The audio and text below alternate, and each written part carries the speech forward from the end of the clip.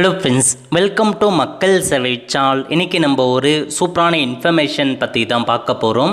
அதாவது state bank of இந்தியாவிலேருந்து கிளர்க்குக்கான வேலையை வந்து அறிவிச்சிருக்காங்க.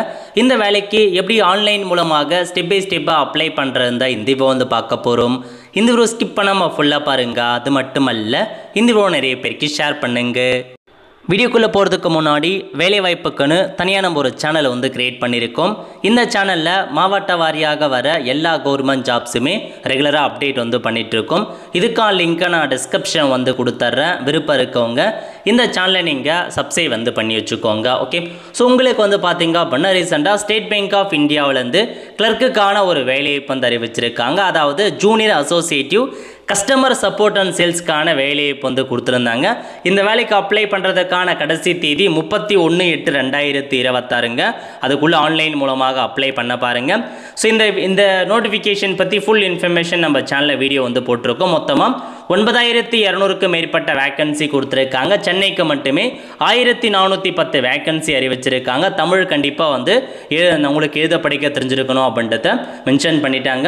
20 வயசுலேருந்து 28 வயசுக்குள்ளே இருக்கவங்க அப்ளை பண்ணுங்கள். எனி டிகிரி முடிச்சிருந்தாவே போதுமானது. தமிழே உங்களுக்கான எக்ஸாமினேஷன் எழுதிக்கலாம். Prelim examination, main examination 2 examination வைக்கிறாங்க. அதை பேஸ் பண்ணி தான் செலெக்ஷன் பண்ணுறாங்க. எஸ்சிஎஸ்டி பிடபிள்யூ கேட்டகரிக்கு ஃப்ரீயாகவே அப்ளை பண்ணிக்கலாம். ஜென்ரல் ஓபிசிக்கு மட்டும் 750 ரூபா பேமெண்ட் பண்ணுற மாதிரி இருக்கும். இந்த நோட்டிஃபிகேஷன் குறித்து மொத்த இன்ஃபர்மேஷன் நம்ம சேனலில் ஆல்ரெடி வீடியோ போட்டிருக்கோம். லிங்கை டிஸ்கிரிப்ஷன் கொடுத்து அந்த வீடியோ பார்த்து தெரிஞ்சுக்கோங்க. ஸோ இப்போ அப்ளை பண்ணுறதை பற்றி பார்க்கலாம். ஓகே, அப்ளை பண்ணுறதுக்கான லிங்க் தாங்க. ஸோ சரியான லிங்கை கிளிக் பண்ணி அப்ளை பண்ணுங்கள். ஏன்னா வந்து எஸ்பிஐலேயே 2 விதமான நோட்டிஃபிகேஷன்ஸ் கொடுத்துருந்தாங்க. ஒன்று வந்து இந்த 9200 வேக்கன்சி, இன்னொன்று ஒரு 1500 வேக்கன்சி வந்து பேக்லாக் வேக்கன்சி நோட்டிஃபிகேஷன் தனியாக கொடுத்துருக்காங்க.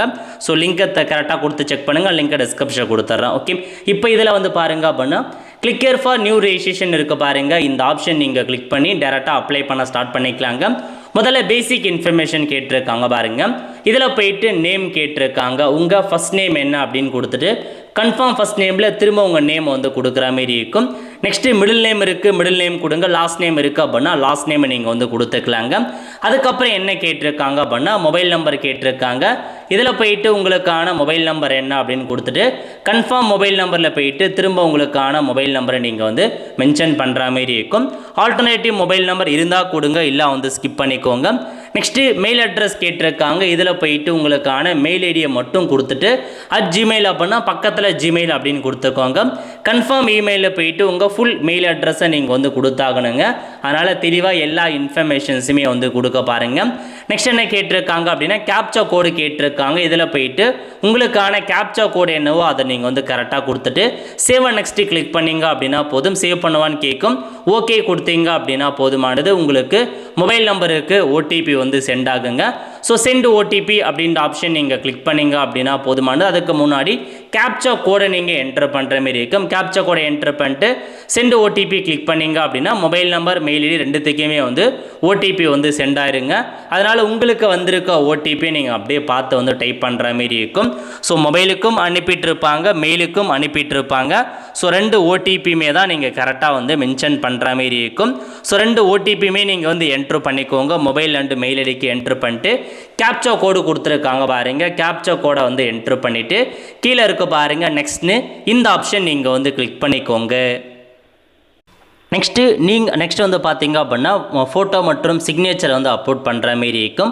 நல்லா நோட் பண்ணிக்கோங்க. ஃபோட்டோவை பொறுத்த வரைக்கும் அப்லோடும் பண்ணணும், ஆன்லைன் மூலமாக லைவாக ஃபோட்டோவும் எடுக்கணுங்க.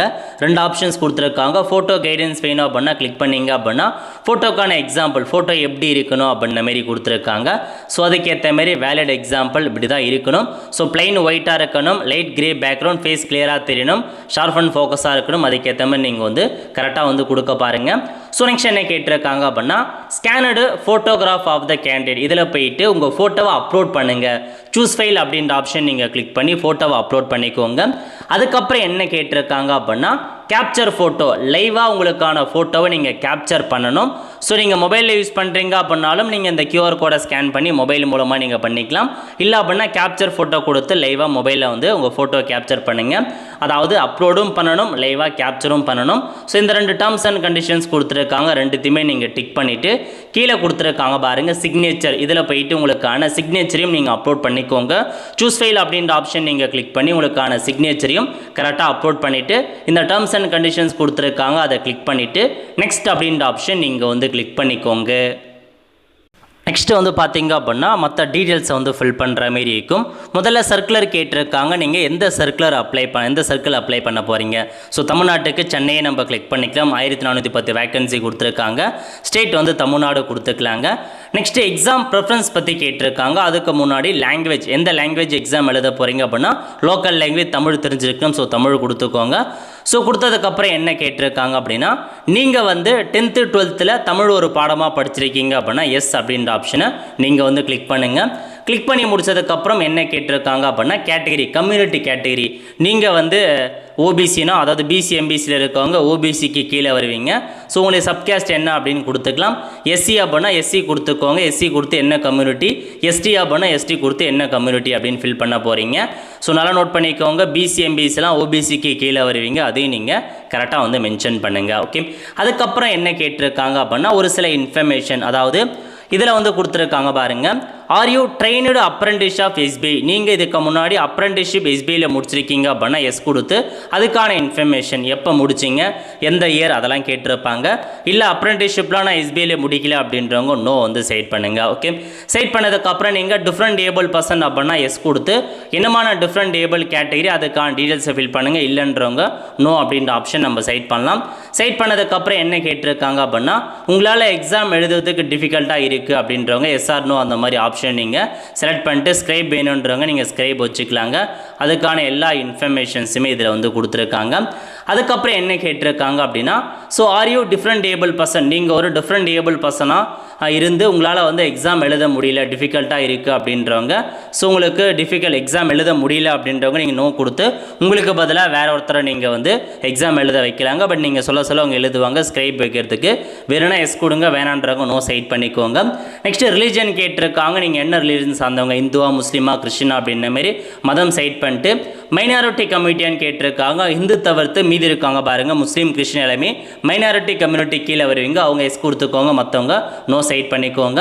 சைட் பண்ணிட்டு நீங்கள் ஏஜ் ரிலாக்ஸேஷன் வேணுமா அப்படின்ற மாதிரி கேட்டிருக்காங்க. விடோ, டிவர்ஸ் உமன் அவங்களுக்கு மட்டும் வேணுன்றவங்க எஸ் கொடுத்துக்கோங்க, வேணான்றவங்க நோ சைட் பண்ணிக்கலாங்க. நெக்ஸ்ட் நீங்கள் எக்ஸ் சர்வீஸ் மேன் அப்படின்னா எஸ் கொடுத்துக்கோங்க, இல்லை நோ சைட் பண்ணிக்கோங்க. டிசபிள்டு எக்ஸ் சர்வீஸ் மேன் அப்படின்னா எஸ் கொடுங்க, இல்லைனா நோ வந்து சைட் பண்ணிக்கோங்க. அதுக்கப்புறம் are you depend of service man killed in ஆக்ஷன்லையான்னு கேட்டிருக்காங்க. ஸோ அதுக்கெல்லாம் நீங்கள் செக் பண்ணி பார்த்துட்டு எஸ்ஆர் நோ வந்து சைட் பண்ணிக்கோங்க. நெக்ஸ்ட் என்ன கேட்டிருக்காங்க அப்படின்னா are you already working in SBI in the clerical cadre, இதுக்கு முன்னாடி நீங்கள் கிளரிக்கல் கேடரில் ஒர்க் பண்ணியிருக்கீங்க அப்படின்னா எஸ் கொடுங்கல, நோ சைட் பண்ணிக்கோங்க. அப்புறம் வந்து பார்த்தீங்க நீங்கள் இதுக்கு முன்னாடி ஸ்டேட் பேங்க் ஆஃப் இந்தியாவில் ஒர்க் பண்ணியிருந்து ரிசைன் ஆகிருக்கீங்களா அப்படின்ற மாதிரி கேட்டிருக்காங்க. எஸ்ஆர் நோவை கொடுத்துக்கோங்க. அதுக்கப்புறம் is are there adverse report regarding character antecedent moral ட்ரைபுட்லாம் இருக்கா அப்படின்ற மாதிரி கேட்டிருக்காங்க. ஸோ இதுக்கு நீங்கள் எஸ் அல்லது நோ அப்படின்ற ஆப்ஷன் நீங்கள் வந்து கிளிக் பண்ண பாருங்கள். ஸோ எஸ் கொடுக்குறீங்க அப்படின்னா இந்த பதவிக்கு உங்களுக்கு எலிஜிபிள் இல்லை அப்படின்ற மாதிரி தான் அர்த்தம். ஸோ நோ அப்படின்றதே நீங்கள் வந்து மென்ஷன் பண்ணிக்கோங்க. அதுக்கப்புறம் என்ன கேட்டிருக்காங்கன்னா ஸ்டேட் கேட்டிருக்காங்க. நீங்கள் தமிழ்நாடுனா தமிழ்நாடு கொடுத்துக்கோங்க. அதாவது எக்ஸாம் சென்டர் எங்கே சூஸ் பண்ண போகிறீங்களோ தமிழ்நாடு மென்ஷன் பண்ணிக்கலாம். மென்ஷன் பண்ணிட்டு ப்ரிலிம் எக்ஸாமினேஷன் எந்த சென்டர் வேணும் அப்படின்னு கேட்டிருக்காங்க. இல்லை ஒரு சில டிஸ்ட்ரிக்ட் கொடுத்துருக்காங்க. ஸோ உங்களுக்கு நியரஸ்ட்டாக எந்த டிஸ்ட்ரிக்ட் இருக்கோ அதை நீங்கள் சைட் பண்ணிக்கோங்க. 2 எக்ஸாம் சென்டர் நீங்கள் வந்து கொடுக்குற மாதிரி இருக்கும். அகைன் நீங்கள் தமிழ்நாடே கொடுத்துட்டு இன்னொரு எக்ஸாம் சென்டர் ப்ரிலிமினேஷனுக்கு நீங்கள் வந்து கொடுத்துக்கோங்க. அதுக்கப்புறம் மெயின் எக்ஸாம் பற்றி கேட்டிருக்காங்க. மெயின் எக்ஸாமினேஷன் எந்த ஸ்டேட்டில் வேணும், எக்ஸாம் சென்டர் எங்கே போட போகிறீங்க, எந்த டிஸ்ட்ரிக்ட் அப்படின்னு கொடுத்துக்கோங்க. திரும்ப இன்னொரு மெயின் எக்ஸாமுக்கான சென்டரை சூஸ் பண்ணணும். எந்த ப்ரிஃபரன்ஸோ அதை நீங்கள் வந்து 2 முக்கியமாக ப்ரிலிம் எக்ஸாமினேஷன், மெயின் எக்ஸாமினேஷன் கொடுக்க போகிறீங்க. அதுக்கப்புறம் ஐடி கார்டு பற்றி கேட்டிருக்காங்க. ஏதாச்சும் identity proof, passport, Aadhaar card, pan card, driving licence இந்த மாதிரி டாக்குமெண்ட்ஸ் கொடுத்துருக்காங்க. ஏதாச்சும் ஒரு டாக்குமெண்ட்ஸை நீங்கள் கொடுத்துட்டு அதுக்கான நம்பரை என்ட்ரு பண்ணுங்க.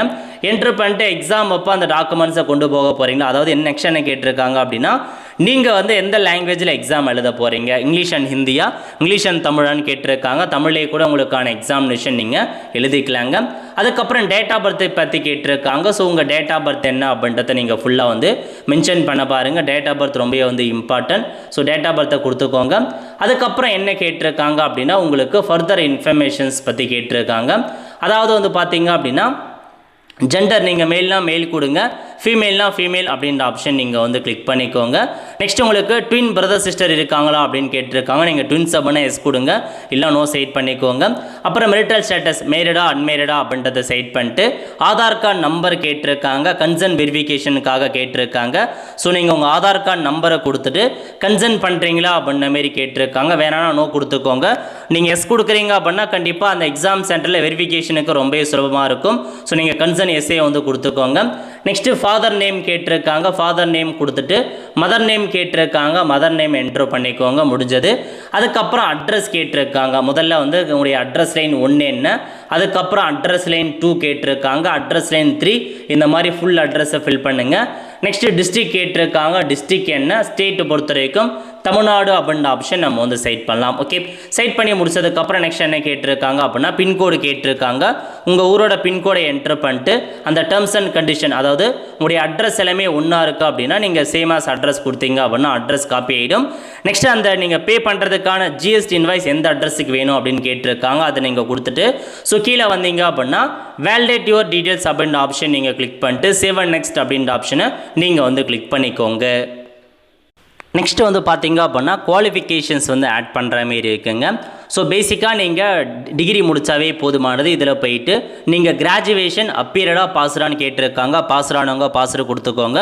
ஸோ ஃபைனல் இயருக்காக வெயிட் பண்ணுறவங்க அப்பீடை வந்து கிளிக் பண்ணிக்கலாம். ஸோ உங்கள் விருப்பம் தான்.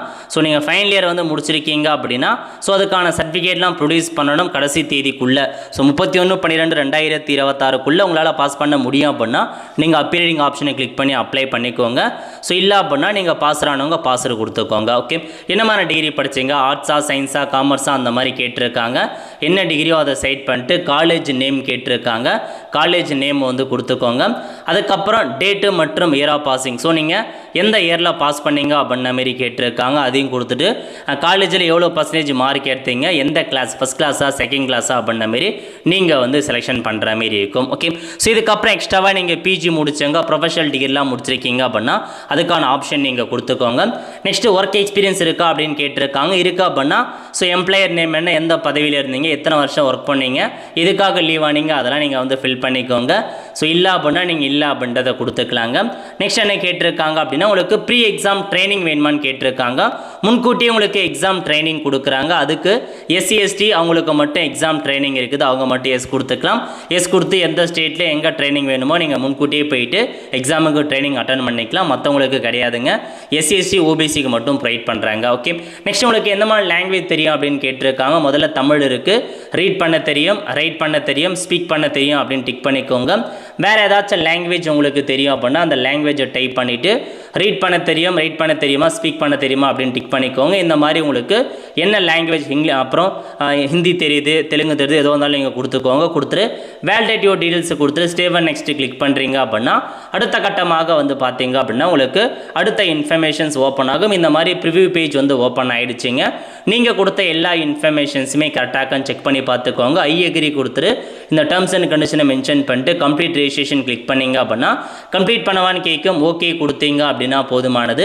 டாக்குமெண்ட்டை அப்லோட் பண்ணுற மாரி இருக்கும். டாக்குமெண்ட்டை பொறுத்த வரைக்கும் லெஃப்ட் தம்ப் இம்ப்ரெஷன், அதாவது உங்களுடைய இடது கை பெரியவர்கள் ரேகையை நீங்கள் மை வச்சு ஒரு ஒயிட் பேப்பரில் அதை பேஸ்ட் பண்ணி அதை அப்லோட் பண்ணி ஆகணும். நெக்ஸ்ட்டு ஹேண்ட் ரிட்டன் டிக்ளரேஷன் கேட்டிருக்காங்க. இது என்ன அப்படின்னா நோட்டிஃபிகேஷன் 7வது பக்கத்தில் கொடுத்துருக்காங்க பாருங்கள், அது ஒரு பாருங்கள். அதாவது ஒரு ஒயிட் பேப்பரில் இந்த டெக்ஸ்ட்டை அப்படியே நீங்கள் கைப்பட எழுதுகிற மாரி இருக்கும். உங்கள் நேம் போட்டு உங்கள் டேட் ஆஃப் பர்த் போட்டு here by declare that all the information submitted by இந்த application form is correct, true and valid அப்படின்ற மாரி. ஸோ இதை வந்து கரெக்டாக வந்து இந்த 3 line impression is of mind அது வரைக்கும் நீங்கள் ஒரு ஒயிட் பேப்பரில் ஃபுல்லாக இந்த 4 லைன் மாதிரி எழுதி அதை நீங்கள் அப்லோட் பண்ணுற மாரி இருக்கும். அப்லோட் பண்ணிட்டு கேப்சா கோடு கொடுத்துருக்காங்க. இந்த கேப்சா கோடை அப்படியே பார்த்து நீங்கள் டைப் பண்ணுங்கள். டைப் பண்ணிட்டு சேவ் அண்ட் நெக்ஸ்ட் அப்படின்ற ஆப்ஷன் நீங்கள் வந்து கிளிக் பண்ணிக்கோங்க. நெக்ஸ்ட் நீங்கள் பேமெண்ட் வந்து பண்ணுற மாரி இருக்கும். SC/STக்கெலாம் ஃப்ரீ, மற்றவங்க 750 ரூபா பே பண்ணுற மாரி இருக்கும். ஸோ கேப்சா கோடு கொடுத்துருக்காங்க. இந்த கேப்சா கோடை என்ட்ரு பண்ணிவிட்டு சப்மிட் கிளிக் பண்ணிங்க அப்படின்னா போதும், டேரெக்டாக பேமெண்ட் பண்ணுற மெத்தட் வந்து ஓப்பன் ஆகும். ஸோ இதில் போயிட்டு பேமெண்ட் ஆப்ஷன்ஸ் கொடுத்துருக்காங்க. Credit card, debit card, net banking, இந்த மாதிரி நிறைய ஆப்ஷன்ஸ் கொடுத்துருக்காங்க. ஏதாச்சும் ஒரு பேமெண்ட் மெத்தட் ஆப்ஷன் நீங்கள் கிளிக் பண்ணி பேமெண்ட் பண்ணதுக்கப்புறம் உங்களுக்கான அப்ளிகேஷன் ஃபார்ம் வந்துடும். அந்த அப்ளிகேஷன் ஃபார்மை ஃபியூச்சர் ரெஃபரன்ஸ்க்காக நீங்கள் வந்து சேவ் பண்ணி வச்சுக்கோங்க.